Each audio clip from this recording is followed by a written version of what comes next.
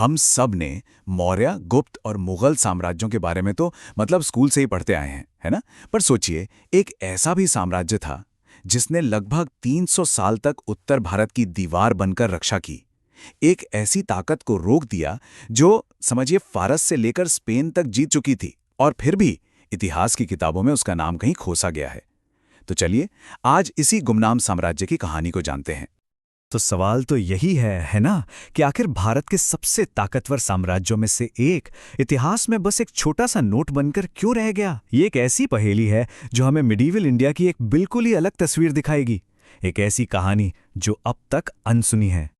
अच्छा, तो कहानी शुरू होती है सम्राट हर्षवर्धन की मौत के बाद। उनका इतना बड़ा साम्राज्य समझिए ताश के पत्तों की तरह बिखर गया। पूरा नॉर्थ इंडिया छोटे छोटे राज्यों में टूट गया और ये सब आपस में ही सत्ता के लिए लड़ रहे थे।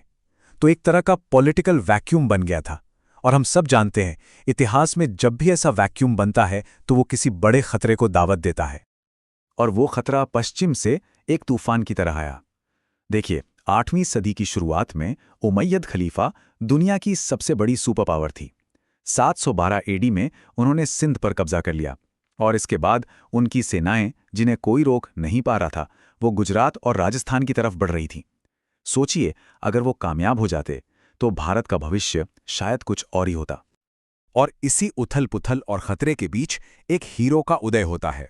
एक ऐसा राजा जिसके बारे में हम जानते तो बहुत कम हैं, पर जिसके कामों ने भारत के इतिहास का रुख ही मोड़ दिया। ये जो शब्द हैं, ये ग्वालियर के एक पुराने शिलालेख में नागभट्ट प्रथम के लिए लिखे गए हैं। यहाँ म्लेच्छ शब्द का इस्तेमाल उस समय के विदेशी हमलावरों यानी अरब सेनाओं के लिए किया गया है। बस ये एक लाइन उनके सबसे बड़े काम का पूरा सार बता देती है। विनाश करने वाले का ही विनाश कर दिया। और सबसे दिलचस्प बात क्या है जानते हैं? उनके वंश का नाम ही उनकी किस्मत बन गया। प्रतिहार का मतलब होता है द्वारपाल या रक्षक, और उन्होंने बिल्कुल यही काम किया। वो भारत के गेट पर खड़े एक ऐसे गेटकीपर बने जिन्हें कोई पार नहीं कर सका। पर नागभट्ट प्रथम खुद में एक बहुत बड़ा रहस्य है।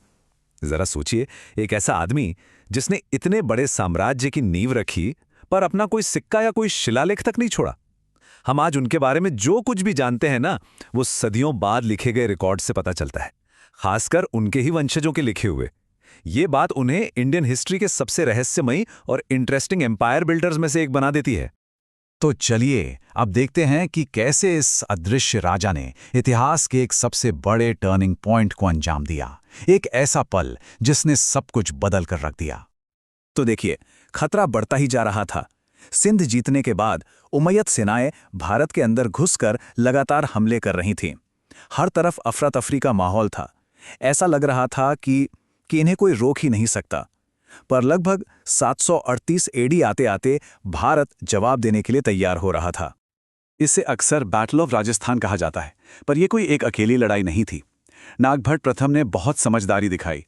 उन्होंने कई छोटी बड़ी ताकतों को एक साथ लाकर एक गठबंधन बनाया, और इस मिले जुले मोर्चे ने उमैयद सेनाओं को इतनी बुरी तरह हराया कि वो पूरी तरह से बिखर गए। ये एक ऐसी हार थी जिसने पूरब की तरफ उनके बढ़ते कदमों पर हमेशा के लिए ब्रेक लगा दिया। अब सवाल ये है कि इस एक जीत का असर कितना गहरा था? जवाब है ये नंबर, 300 साल।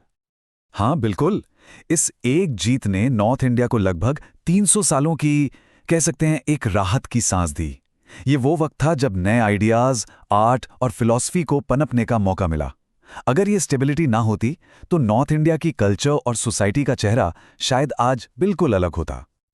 लेकिन प्रतिहारों की कहानी सिर्फ एक लड़ाई की कहानी नहीं है। इस जीत की नींव पर उन्होंने एक बहुत बड़ा और खुशहाल साम्राज्य खड़ा किया, जो अपने समय के सबसे ताकतवर साम्राज्यों में से एक था। पर यह रास्ता आसान नहीं था। अगले 100 सालों तक भारत की 3 सुपर पावर्स, यानी पश्चिम में प्रतिहार, पूर्व में पाल और दक्षिण में राष्ट्रकूट, इन तीनों के बीच कन्नौज शहर पर कब्जे के लिए एक जबरदस्त जंग चली। ये एक ऐसा संघर्ष था जिसने पूरे देश को हिलाकर रख दिया। लेकिन आखिर में जीत प्रतिहारों की हुई और कन्नौज उनकी शानदार राजधानी बना। और अपने पीक पर मिहिर भोज और महेंद्रपाल प्रथम जैसे महान राजाओं के समय प्रतिहार साम्राज्य की शान देखने लायक थी। इसका इलाका महान गुप्त साम्राज्य को टक्कर देता था। सोचिए, पश्चिम में सिंध से लेकर पूरब में बंगाल तक और उत्तर में हिमालय से लेकर दक्षिण में नर्मदा नदी तक, ये एक सच्चा विशाल साम्राज्य था। पर वो सिर्फ महान योद्धा ही नहीं थे, वो कला और संस्कृति के भी बहुत बड़े संरक्षक थे। उनके दौर में एक तरह का कल्चरल रिनेसां यानी सांस्कृतिक पुनरुज्जागरण हुआ। उन्होंने नॉर्दर्न इंडियन टेम्पल आर्किटेक्चर की नागर स्टाइल को एक नए लेवल पर पहुंचाया।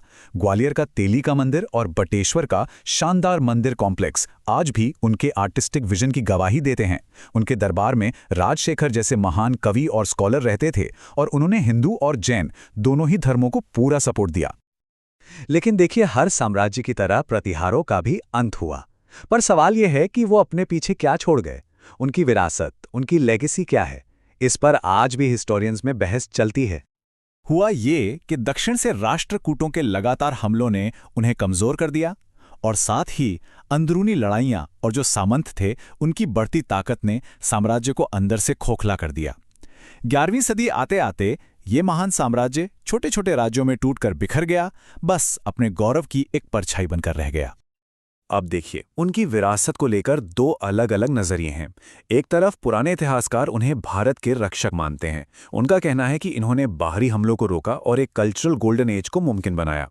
वहीं दूसरी तरफ कुछ मॉडर्न हिस्टोरियंस का मानना है कि उनकी लगातार लड़ाइयों ने, खासकर उस तीन तरफा संघर्ष ने, तीनों ही ताकतों को कमजोर कर दिया और इससे फ्यूडलिज्म यानी सामंतवाद को बढ़ावा मिला, जिसने शायद भारत को आगे चलकर और भी कमजोर बना दिया। लेकिन इन बहसों के बावजूद एक बात तो बिल्कुल साफ है, नागभट्ट प्रथम की वो जीत और उसके बाद प्रतिहारों ने जो सदियों तक स्टेबिलिटी दी, उसने नॉर्थ इंडिया को वो जरूरी वक्त दिया जिसकी उससे सख्त जरूरत थी, और उसी स्थिरता ने उस भारत को शेप दिया जिसे हम आज जानते हैं।